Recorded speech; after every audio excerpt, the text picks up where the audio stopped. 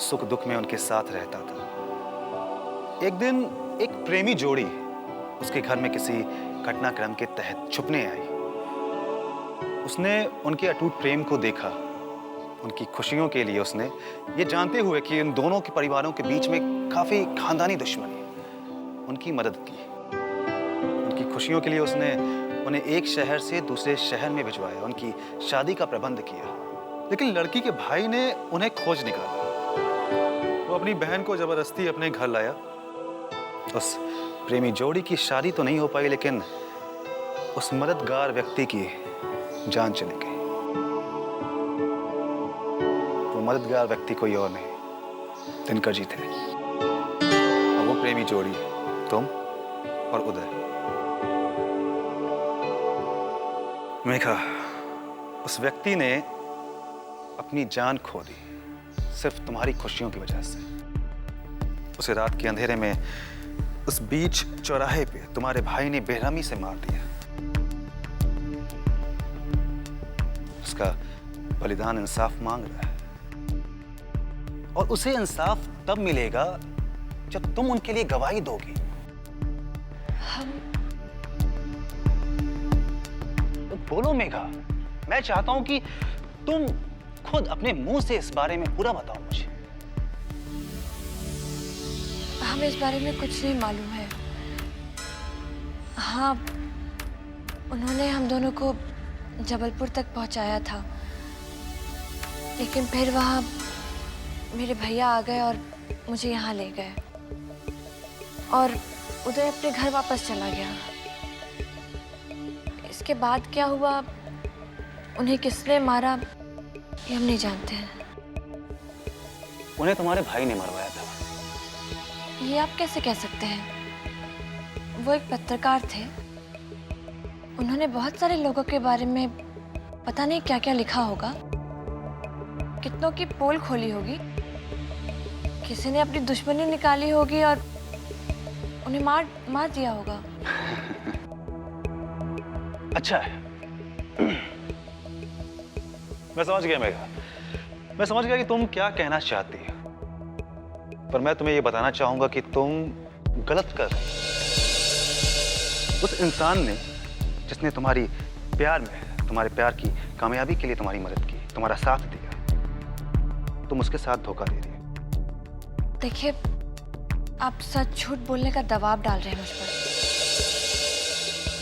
मैं कोई दबाव नहीं डाल रहा हूं, मैं तुम्हें बता रहा हूं। बल्कि मैं ये भी जानता हूं कि तुम्हारा मुंह बंद रखने के लिए किसने तुम पर दबाव रखा हो। मैं सिर्फ ये बताना चाहता हूं कि उस इंसान जिसने तुम्हारे प्यार की कामयाबी में तुम्हारी मदद की, तुम्हारा साथ दिया, अगर थोड़ी सी भी इज्जत है तुम्हारे दिल में उसके लिए, थोड़ी सी भी सम्मान है, तो एक दिन तुम सच का साथ दोगे। हम आज भी सच का ही साथ दे रहे हैं। तो मुझसे बेहतर तुम जानती हो। मैं तुम्हें बस ये कहूंगा कि उस इंसान की, उसकी मदद की तुम कद्र करो, क्योंकि उसने काफी कुछ किया तुम्हारे लिए, काफी कोशिश की है, और उसी कोशिश में उसने, खैर मैं ज्यादा कुछ नहीं कहना चाहूंगा तुमसे, क्योंकि अभी इस सिलसिले में हमें कई बार मिलना है। और हाँ, अगर तुम्हें लगता है कि तुम मुझसे कुछ कहना चाहती हो तो ये मेरा कार्ड है, तुम मुझे फोन कर सकती हो। और हाँ, थोड़ा हंसा करो, मुस्कुराया करो। मेरी छोटी बहन भी हमेशा हंसती रहती है। बाय।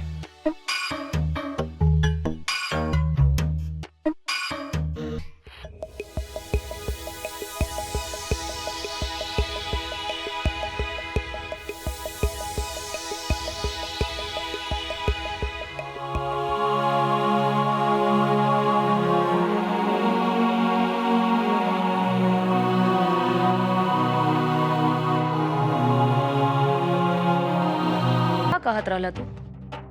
हाँ, वही कि ओकरा बारे में हम पता कैनी है। बड़ा कड़क ईमानदार सीआईडी ऑफिसर बाबू, और वो आज गई बा विजयकांतवा के घर पे मेघवा से पूछताछ करे। लेकिन मेघवा तो अपना भाई के बारे में मुंह कुछ खोली नहीं है। लेकिन हमनी के हाथ में ये अच्छा मौका आ गई बा। कैसन मौका? देख, जैसे मेघवा इस दिनकर मर्डर केस में गवाह बिया, वैसे ही उदय भी बा अपन। और खाली उदय गवाही दे दे बाबा विजयकांत के खिलाफ तो एक वार में दुश्मन साथ। खाली अपना उदय के साथ साथ बतावे के पड़ी कि बाबा विजयकांत किडनैपिंग कैले रहे और जैसे तैसे अपन उदय बच के निकल गई और कुछ दिन बाद दिनकर के मर्डर हो गई।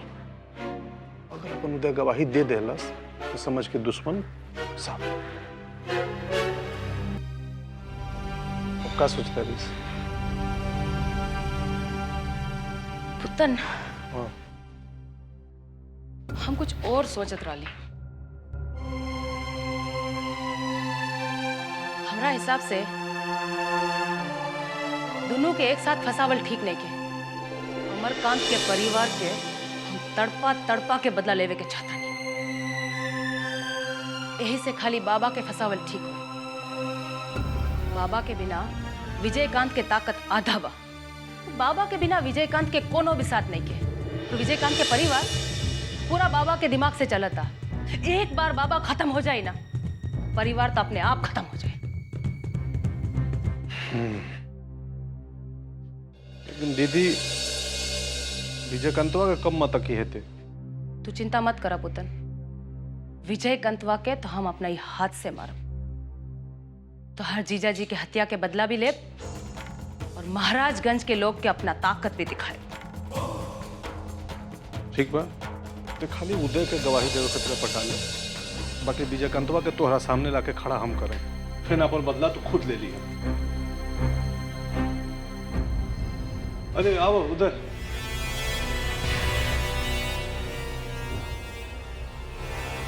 आओ आओ आओ, बैठो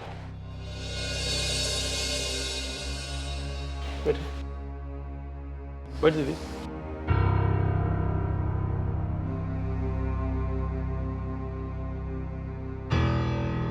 क्या बात है मामा जी, आपने मुझे क्यों बुलवाया? कुछ बात करना है तुमसे। जी बोलिए। दिनकर जी की हत्या के केस में एक स्पेशल सीआईडी ऑफिसर आया है, अमित कुमार। तो उस केस के तुम अहम गवाह हो और इसके लिए वो अमित कुमार तुमसे पूछताछ जरूर करेगा। हम जानते हैं उदय, दिनकर जी के लिए तुम्हारे दिल में बहुत श्रद्धा है, लेकिन तुम ये भी अच्छी तरह से जानते हो कि दिनकर जी की हत्या बाबा ने करवाई है। और दिनकर जी की आत्मा को तब तक शांति नहीं मिलेगा जब तक उनके हत्यारा को सजा नहीं मिलता है। और ये तभी संभव है जब तुम बाबा के खिलाफ गवाही दोगे। और हम ये चाहते हैं कि तुम बाबा के खिलाफ गवाही दो। ठीक है, मैं गवाही देने के लिए तैयार हूं, पर मेरी भी एक शर्त है। आप लोगों को मेरी और मेघा की शादी करवाने का वादा करना पड़ेगा।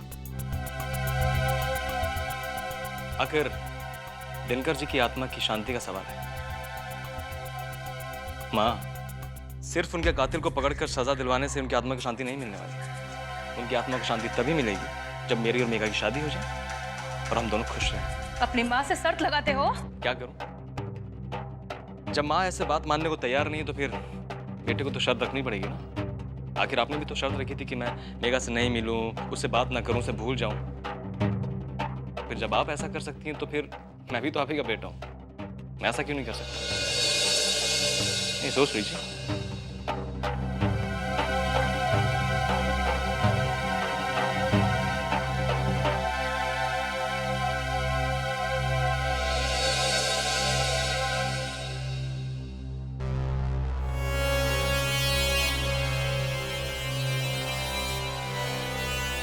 ठीक है, हमको मंजूर है तुम्हारी शर्त।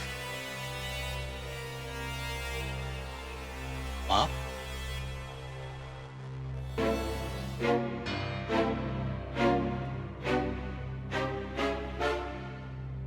सच कह रहे हैं?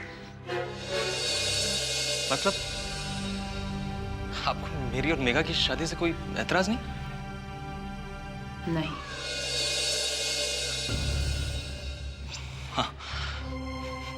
मैं जानता था कि आप एक दिन अपने बेटे के दिल की बात जरूर समझोगे। थैंक यू माँ, थैंक यू सो मच।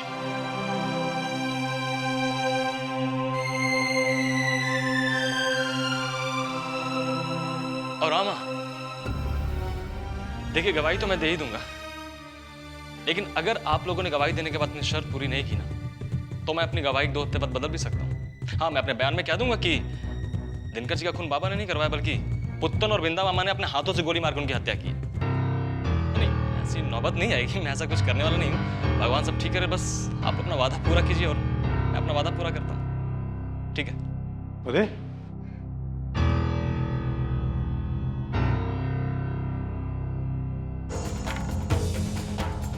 पुत्र, हाँ सीआईडी अमित कुमार के फोन लगावा।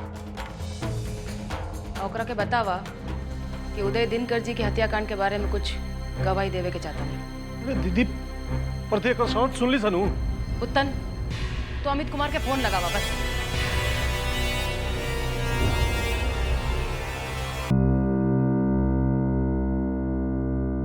देखिए चौधरी साहब, जिस तरीके से आपकी आंखों के सामने दिनकर जी का मर्डर हुआ और आप कातिल को पकड़ नहीं पाए, मुझे थोड़ा सा डाउट हो रहा है।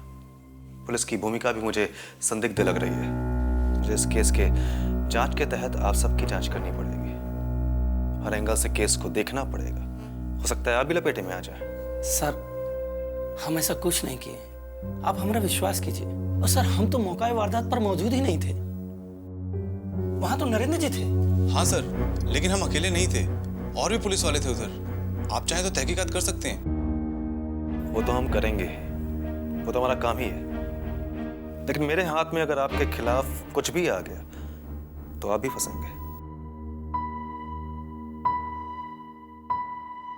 ठीक है सर।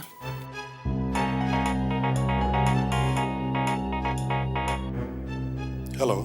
हाँ, हम दुलारी जी के भाई बोल रहे हैं, पुत्तन। वो अमित कुमार से बात करनी है। अच्छा, एक मिनट सर, दुलारी जी आपसे बात करना चाहती हैं।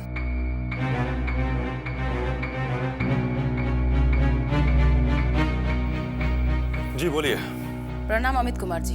प्रणाम प्रणाम। दुलारी देवी बोल रही हैं। महाराजगंज में आए हैं तो नाम तो सुना ही होगा हमरा। हाँ हाँ, आपको कौन नहीं जानता दुलारी जी। आपसे तो हम काफी अच्छी तरीके से वाकिफ हैं। बताइए क्या बात है। दिनकर जी के हत्या के केस में आप स्पेशल ऑफिसर बन के आए हैं, तो हमारा भी फर्ज बनता है कि हम आपका कुछ सहयोग करें। हमारा बेटा वो केस के बारे में बहुत कुछ जानता है और दिनकर जी की हत्या के बारे में वो कुछ बताना चाहता है आपको। अरे वाह, इससे अच्छी बात क्या हो सकती है। बताइए मैं कब आ जाऊं उससे मिलने। जब आपको फुर्सत मिले तब आ जाइए। अरे फुर्सत की क्या बात है, ये तो हमारा काम ही है। मैं आज शाम को ही आता हूँ आपके पास। ठीक है। कृष्णा, मुझे लगता है कि हम इस केस को सॉल्व करने के नजदीक पहुंच रहे हैं। कुछ क्लू हाथ लगे, चलो देखते हैं। जी सर। ओके चौधरी साहब, फिलहाल तो आपसे कुछ नहीं जानना, लेकिन आगे कुछ पूछना होगा तो हम आपको फिर से बुलाएंगे। Yes sir. तो सर, हम जा सकते हैं? बिल्कुल। धन्यवाद सर।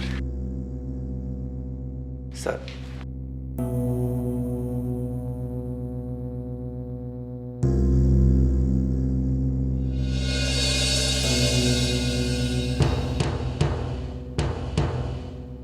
भाभी कहाँ है?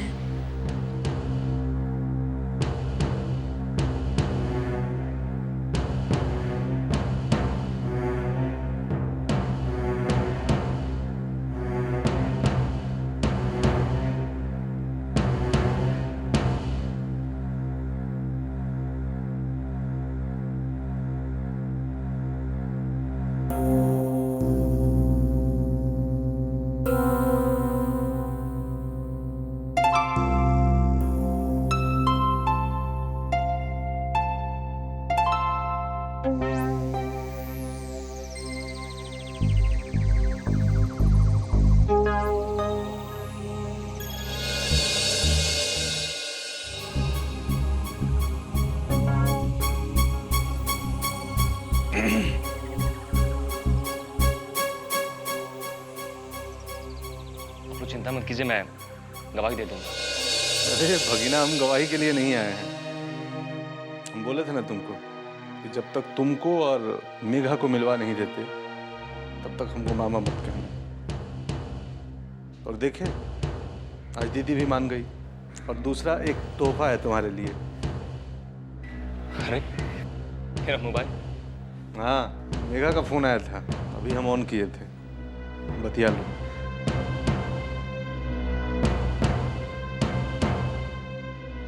मामा जी, थैंक यू।